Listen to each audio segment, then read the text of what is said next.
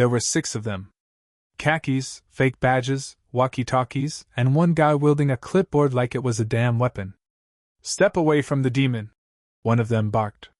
Behind me, a fog machine hissed. The animatronic demon turned its glowing eyes to the crowd and whispered, "The HOA is watching." And me? I took a slow sip of my coffee and wondered, is this really happening? Did I just get SWAT'd by the Homeowners Association for hanging up a skeleton? Boom. Motion sensor triggered. A coffin popped open and screamed, "You didn't file your decoration plan, Greg."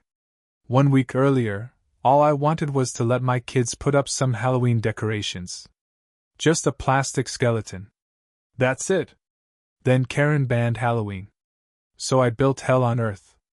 Before we dive into this HOA horror story, hit that like button like you're slamming a skeleton's coffin shut, subscribe for more tales of suburban madness, and drop a comment. What's the pettiest thing your HOA has ever done? Let's get into it. You ever wake up to find a plastic skeleton has triggered a suburban war? Because I have. Let's rewind. It was the second week of October, and the air finally dipped below. Sweating through your shirt for no reason. Levels. Leaves were turning, candy was on sale, and my 2 kids, Sam and Lily, ages 9 and 6, were already planning out their Halloween routes like military tacticians. I was just happy to sit on the porch with a beer and enjoy the 1 month of the year my lawn didn't look like a desperate cry for help. It was peaceful. Beautiful, even. Until Karen showed up. Now, every neighborhood has a Karen. Ours just happened to be the Karen.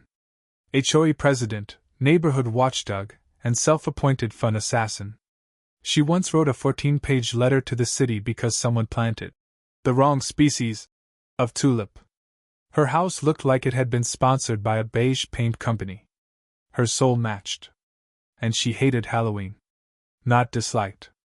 Not mildly annoyed. No. Karen had declared a personal jihad against skeletons, cobwebs, and inflatable pumpkins. Said it promoted mischief and social decay. Lady, we live in a cul-de-sac. The most mischief we've seen is Gary from next door pressure washing his sidewalk at 11 p.m. Anyway, it all started when I let Sam set up one of those 5-foot-tall posable skeletons in the yard. He named it Mr. Bones, and stuck a cowboy hat on its skull. We put it next to the tree, gave it a tiny trick-or-treat bucket, and called it good.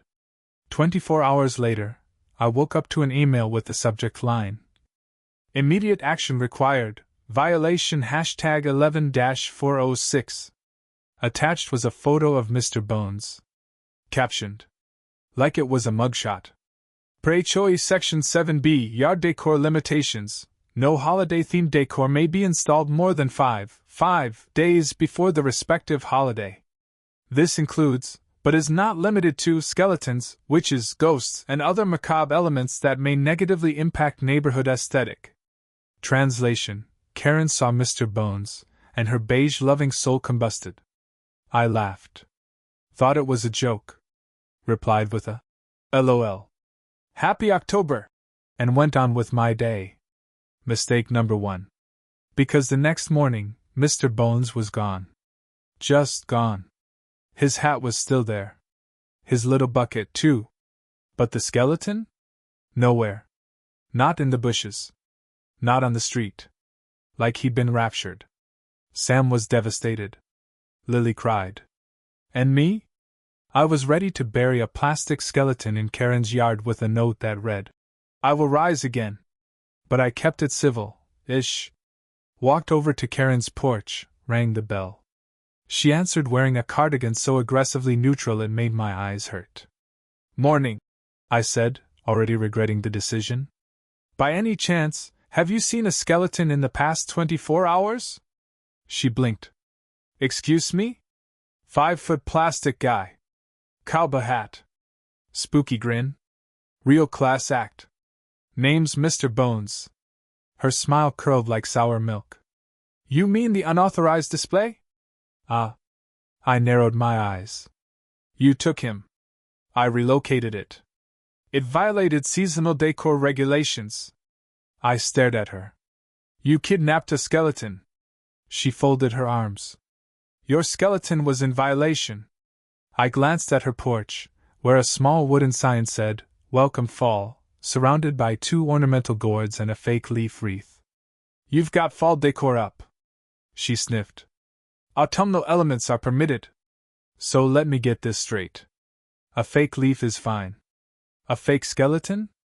A threat to democracy. I went home and told Sam that Mr. Bones was off on an adventure. He nodded like he understood, but I could see it in his eyes. We were at war now. And Karen? Karen had no idea what she just started. The next day, I did what any emotionally stable, completely reasonable parent would do. I bought 6 more skeletons. Amazon, baby. Overnight delivery. They came in a box the size of a coffin. I assembled them at midnight, like some deranged Dr. Frankenstein, and posed them all in a mock seance around the tree where Mr. Bones used to sit. We called it the Circle of Bone. Sam laughed so hard he spit juice out his nose. Lily added tiny name tags. Sir Ribs-a-Lot, Scully Dan. And Boney Stark. We even gave one a kazoo. It was glorious. Until the next morning. I woke up to banging on the door. Not a knock. A bang. Like someone trying to arrest a raccoon. It was Karen. Clutching a stack of paperwork like she was about to evict Satan himself. This, she snapped, pointing to the skeletons, is harassment. I blinked. Skeletons? You are mocking the HOA. Well, I said, you did steal Mr. Bones. So yeah, it's kind of a revenge ritual. She turned purple. I'll have you fined. You've already fined me for 1 skeleton. I assume it's a bulk rate for 7? She sputtered something about escalation clauses and stormed off. 10 minutes later, I got an email titled, Final warning, decor violation, escalated enforcement imminent. What the hell does escalated enforcement even mean? Was she going to show up with holy water and a priest? That night, I made 2 decisions. I was not backing down. If Karen wanted a fight over Halloween, I was going to give her the most nightmarishly festive war she'd ever seen. I texted my buddy Jordan. Theater tech. Owns a fog machine and has way too much time on his hands. Hey! You still got that screaming demon animatronic from your haunted house gig? He replied with 1 word. Absolutely. 3 days. That's how long it took me to turn my modest suburban lawn into a front yard fever dream that would make Satan take notes. It started small. Subtle. A fog machine hidden under the hydrangeas. A few orange lights under the porch. 1 animatronic werewolf that howled every time the HOA spy cam light blinked red across the street. Karen noticed. Oh, did she notice? She stood at the end of her driveway every evening, sipping from a mug that probably said something like, Live, laugh, litigate. Eyes narrowed like she was mentally rewriting the Geneva Convention to include inflatable ghosts. But that was only the beginning. I had a vision. A glorious, terrifying, battery-powered vision. By the time Sunday rolled around, my house looked like a Tim Burton fever dream on bath salts. I had 2 8-foot-tall reapers with motion sensors and glowing red eyes. A speaker system playing whispering Latin chants every time someone stepped on the sidewalk. A possessed mailbox that screamed when opened, "Thank you, YouTube tutorials." And the piece de resistance, Jordan's animatronic demon, hooked up to motion sensors and fog bursts, stationed in the center of the yard.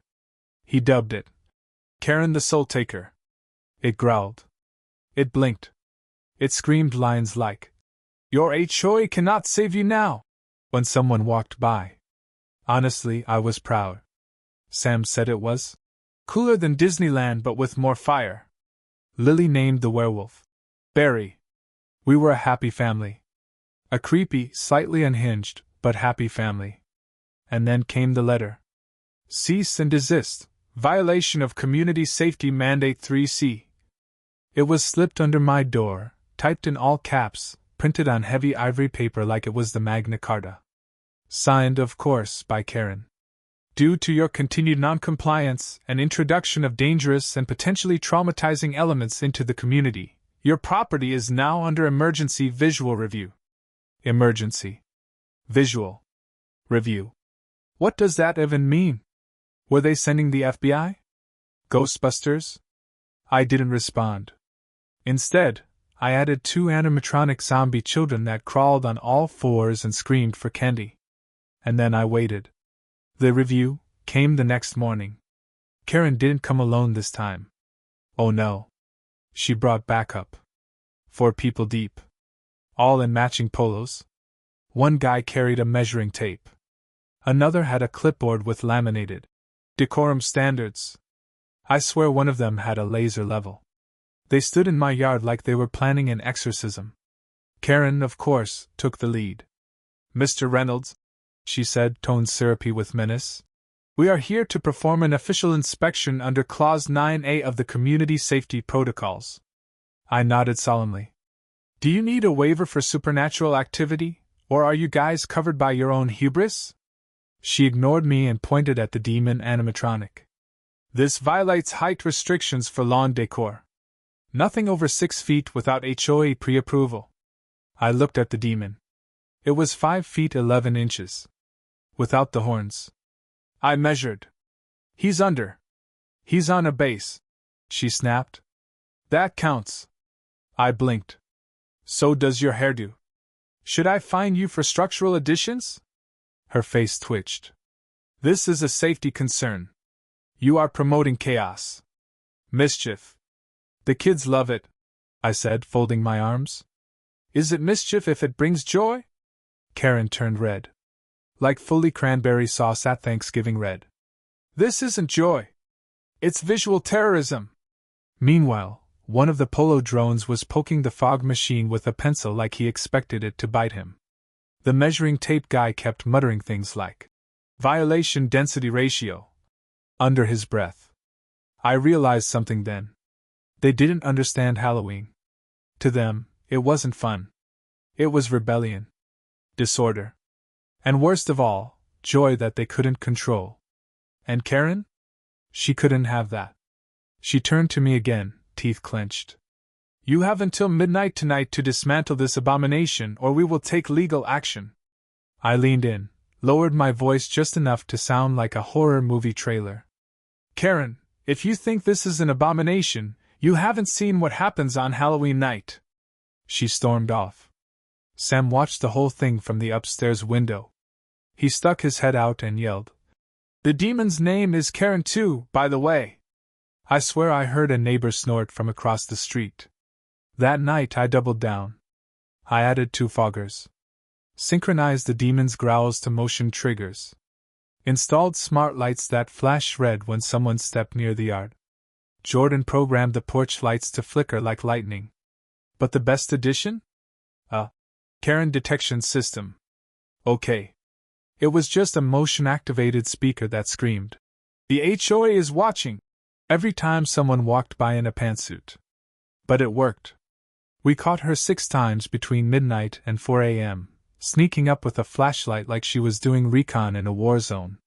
On the security cam, you could actually hear her whisper, "Oh, for God's sake," before tripping over a fog hose and falling flat on her face. Sam made popcorn and rewatched it like it was Avengers Endgame. Then came the HOA emergency meeting. Held in the community clubhouse. Population, everyone except me and the Smiths across the street, who were still mad their dog had barked at a vampire lawn steak and pooped itself. Karen stood at the front with a projector screen and charts. Threat level festive.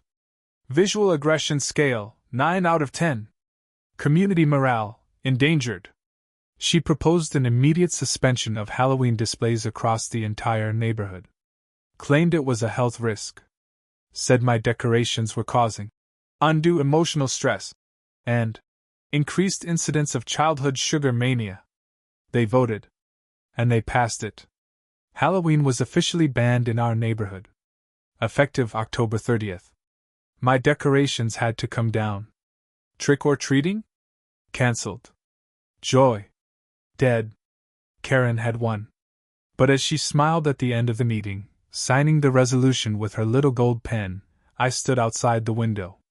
Watching. Waiting. Because what she didn't know, what none of them knew, was that she had just activated my final form. I had legal grounds now. I had backup. I had fog machines on a timer. And I wasn't just going to ignore her ban. I was going to make Halloween night a living nightmare. You know that moment in every horror movie where the villain thinks they've won? That smug little pause. The slow smile. The speech about how no one can stop them now?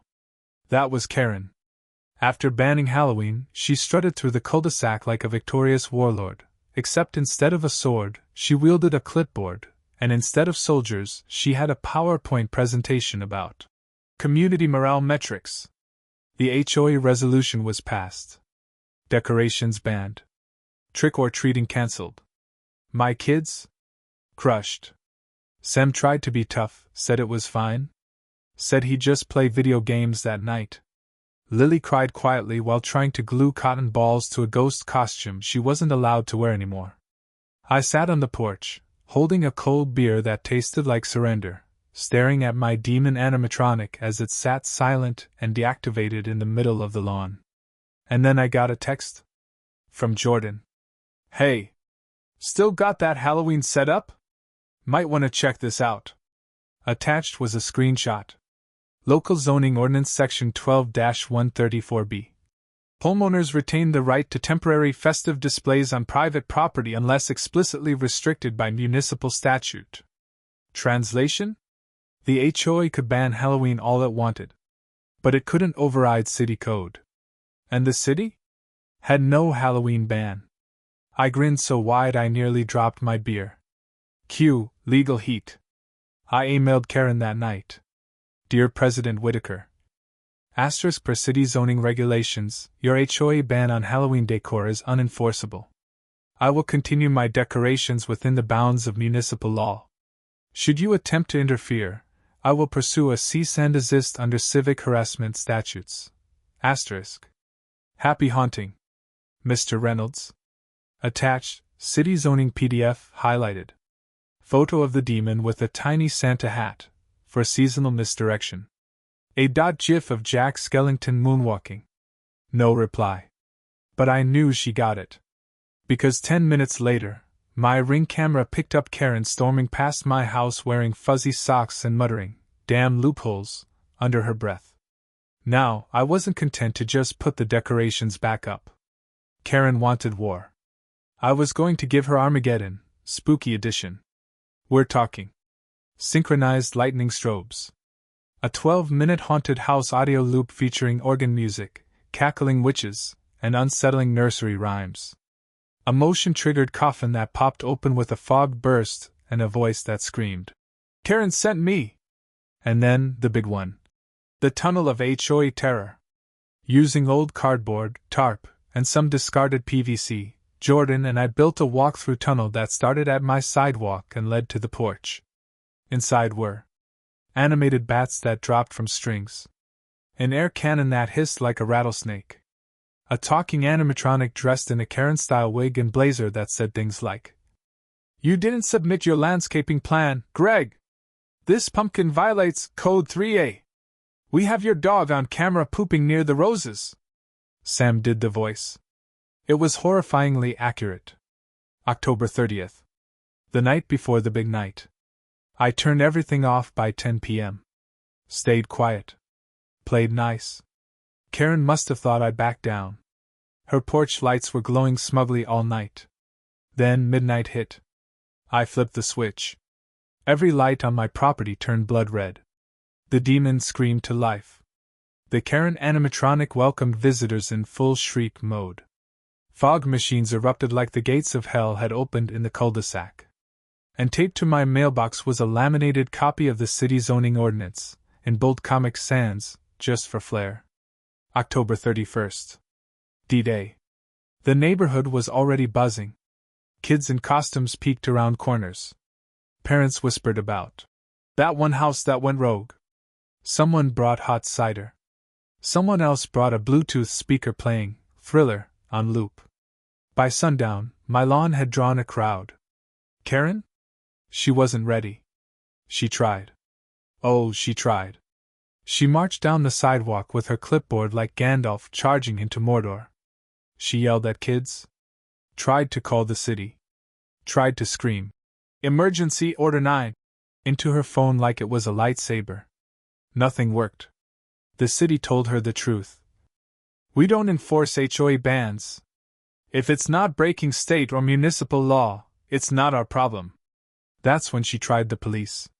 So here's where it gets good. Karen, in a last-ditch effort to shut me down, actually called 911. Claimed there was a hazardous and emotionally traumatic display of demonic influence threatening children. Let me repeat. Demonic influence. I was handing out candy corn and watching a 6-year-old dressed as Spider-Man crawl through a PVC tunnel when the cops pulled up. 2 officers. One looked bored. The other looked like he wanted to be anywhere else. I walked up, smiling like the devil himself. Evening, officers. Trick or treat? They chuckled. Karen stormed over from across the street like a banshee with a Bluetooth headset. There! She screamed. That's what I'm talking about. Demonic. Threatening. Possibly illegal. The taller officer blinked. The fog machine? The demon! She shrieked. The tunnel! The Karen animatronic! I raised a hand. Actually, officer, I have the municipal code printed right here. Along with emails from city council confirming my right to decorate. This is all within the law. The cop took the paperwork. Read it. Handed it back. Looks solid. Karen's eye twitched so hard I thought she was going to invent a new facial expression. So you're not going to do anything? She screeched. The cop tilted his head. Ma'am, you can't call 911 because your neighbor put up Halloween decorations. That's not an emergency. That's a vibe. Karen turned. Walked back to her house. And slammed the door so hard her fall wreath fell off. Sam ran over, grinning. Dad! The demon scared 2 teenagers so bad they dropped their candy and ran into the Smith's hedges. I high-fived him. Halloween was alive and well. And Karen? Karen had finally lost. I should have known Karen wouldn't go down that easy. No villain ever does. Not the great ones. And say what you want about her wardrobe, her fake bylaws, or her HOA-branded clipboard holster, Karen was committed. The day after Halloween, while half the neighborhood was still buzzed from mini Snickers and sugar crashes, Karen was plotting.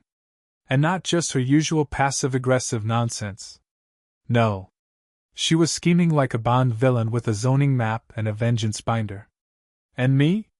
I was still asleep when the revenge train hit the station.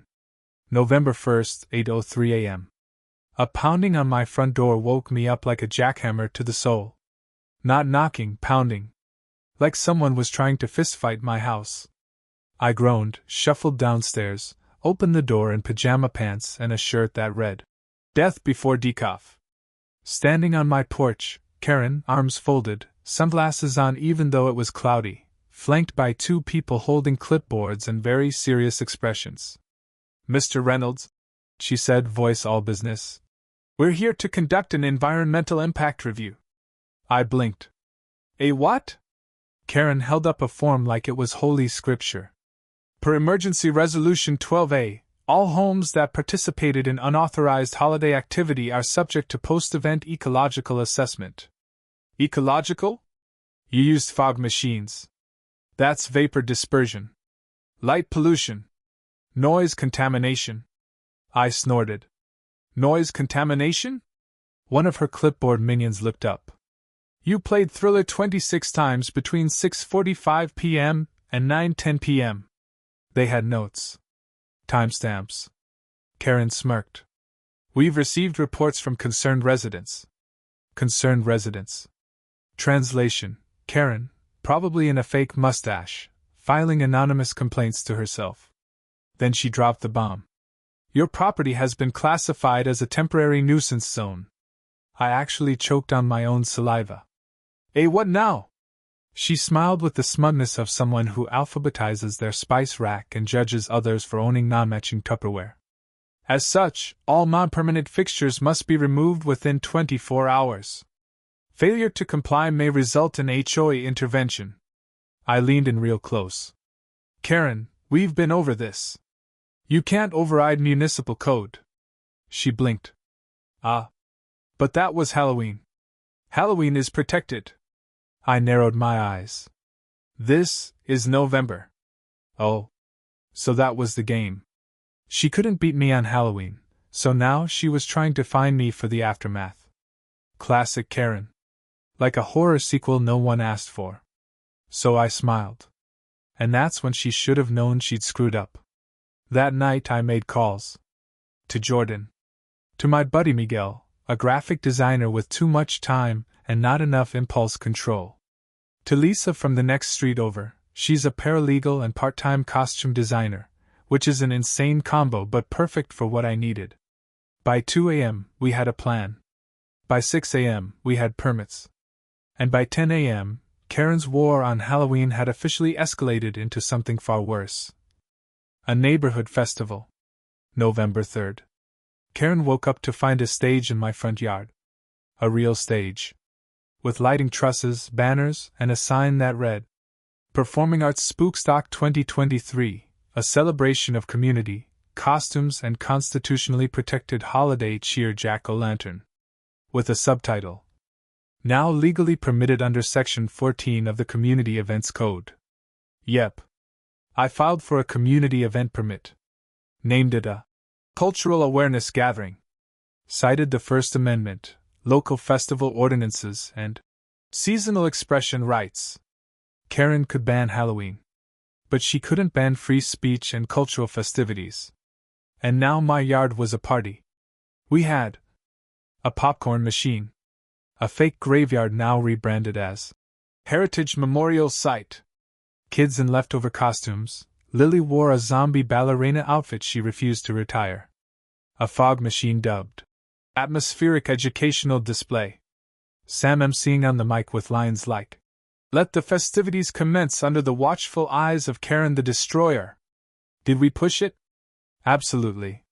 Did we play Monster Mash on loop until someone begged for mercy? 100%. But here's the thing. People came. Not just neighborhood kids, but adults. Folks from 2 streets over. A local food truck even parked nearby and sold cider and pretzels. It became a thing. A movement. Turns out, people were tired of the HOA dictatorship. Karen? Karen lost her mind. She tried to call the city again. They told her the event had permits. She tried to shut down the music. Lisa pointed out the decibel limit in the municipal code. We were under. She tried to have my fog machine seized. I taped a sign on it that said, Protected by First Amendment, and left a tiny copy of the Constitution on top. That's when Karen did what all villains do when the law fails her. She brought the drone. Yep. Mid-afternoon, a little black drone buzzed over the yard. Hovered near the stage. Dipped toward the crowd. Got uncomfortably close to my animatronic demon. It had a tiny HOA logo sticker on the bottom. Karen stood on her porch, remote in hand, face scrunched like she was trying to force-choke me with her thoughts. Sam looked up at me. Can I throw something at it? I considered it. Instead, I walked to the front, pulled out my phone, and live-streamed the drone on Facebook Live with the caption, HOA surveillance drone targets kids at community festival. Totally normal, nothing to see here. Within minutes, comments poured in. Is that legal? WTF Karen? Who surveils a popcorn stand? Call the city! So I did. Filed a formal complaint for unauthorized aerial surveillance over private property. The drone disappeared. Karen vanished inside. Victory. Again. But you know what really iced the cake? The vote. See, while all this was going down, some neighbors, especially the ones Karen had bullied for years, started talking. About new leadership. About elections. About how HOA bylaws actually allow a special vote to remove the president if enough signatures are gathered. And they were gathering them. Right there. At Spookstock. With a sign-up table. By the time the sun went down, 42 homes had signed. We needed 35. Karen's clipboard thrown? Starting to wobble. And me? I just sat back on a hay bale, sipped cider, and smiled like a man watching a dictatorship dissolve in real time. If there's one thing HOA Karens hate more than plastic skeletons and joy, it's democracy. Especially when it turns on them. By November 5th, the special vote was in full swing. The Spookstock signature table had become the local headquarters for suburban revolution. People brought folding chairs, thermoses of coffee. Someone even brought a printer and started making, recall Karen, stickers. Kids wore them like merit badges. Adults wore them like armor. And Karen? Karen barricaded herself inside her house with the blinds drawn, like a defeated war general waiting for air support that wasn't coming. Now here's the thing about HOA bylaws. They're written by control freaks for control freaks, which means they're so detailed, they collapse under their own weight. Turns out, Karen had violated at least 3 of her own rules by organizing the Halloween ban vote without public notice, failing to hold a quorum, and, my personal favorite, acting without board approval. Why is that hilarious? Because, per the bylaws she herself signed into place back in 2017, that made her removal not just possible, automatic. All we had to do was file it. And file it we did. With a little help from Lisa, the paralegal/costume designer hero we didn't deserve, the neighborhood submitted a formal grievance citing Article 4, Section B7. Abuse of authority and misrepresentation of policy may result in removal by vote of 2/3 homeowner majority. We had 72%. Karen was officially toast. We organized the final vote like a championship game. Held it on a Sunday afternoon. In the park. There was free chili, lemonade, and one guy even brought a Bluetooth speaker and blasted. Another one bites the dust. I wore a shirt that said, "Make Halloween great again."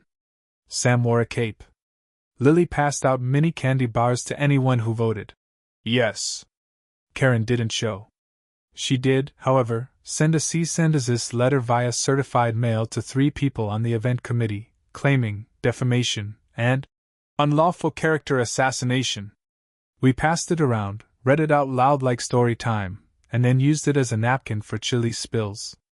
And then, just like that, the vote was counted. Unanimous. Karen Whitaker was officially removed as president of the HOA. Her reign of beige terror? Over. You'd think she'd take the loss with grace. You'd be wrong. The very next morning, I opened my front door and found a box sitting on my welcome mat. No label. No return address. Just one of those stupid HOA letterheads taped to the front and a sticky note that said, "You may have one Halloween, but I never forget." Inside? Mr. Bones. My original 5-foot skeleton. The same one she'd kidnapped a month ago. His cowboy hat was missing. One arm was melted. His right eye socket had been filled with glitter glue. And someone, almost definitely Karen, had glued a tiny paper sash across his ribcage that said, "Traitor." I laughed so hard I nearly fell off the porch. We gave Mr. Bones a hero's welcome. Sam set up a little podium on the porch and played Eye of the Tiger, while Jordan installed red backlighting and a fog burst every time someone walked past. We dubbed him the patron saint of petty revenge. The kids made signs. The neighbors came by for selfies. A local blogger even featured him in a Small Town Halloween Heroes article that went viral. Mr. Bones became a legend. And Karen? Well, after the vote, she stopped showing her face. No more morning power walks. No more unsolicited bylaws in people's mailboxes. No more standing at the edge of her driveway with binoculars like a board Bond villain. Rumor has it she tried to appeal the decision with the city, and the city basically said, "Ma'am, this is a Wendy's." Then she listed her house for sale. The listing was hilarious. Charming colonial in a vibrant, community-oriented neighborhood. Recently updated HOA leadership. Rich holiday traditions. Great for families. Great for families. That was rich. So that's the story of how Halloween got banned. And then resurrected like a fog-shrouded zombie with better legal knowledge than the HOA. All it took was one plastic skeleton, a fog machine, a fake festival, a very real HOA bylaw meltdown, and the combined power of one very petty dad, a few good neighbors, and the unstoppable might of small-town resistance. Halloween is safe now. The decorations are back in storage. The demon animatronic is resting in the garage, waiting for next year. Mr. Bones sits on a shelf in the living room, holding his little trader sash with pride. And me? I'm just here on my porch, sipping coffee, watching the leaves fall, and waiting for Thanksgiving. Because rumor has it the new HOA president is trying to limit turkey fryer usage. And let me tell you, that's going to be a whole new war. If you enjoyed watching Karen's clipboard empire crumble, smash that like button, subscribe for more HOA insanity, and tell me in the comments, what would you do if your neighbor banned Halloween? This was just one war. Thanksgiving's next.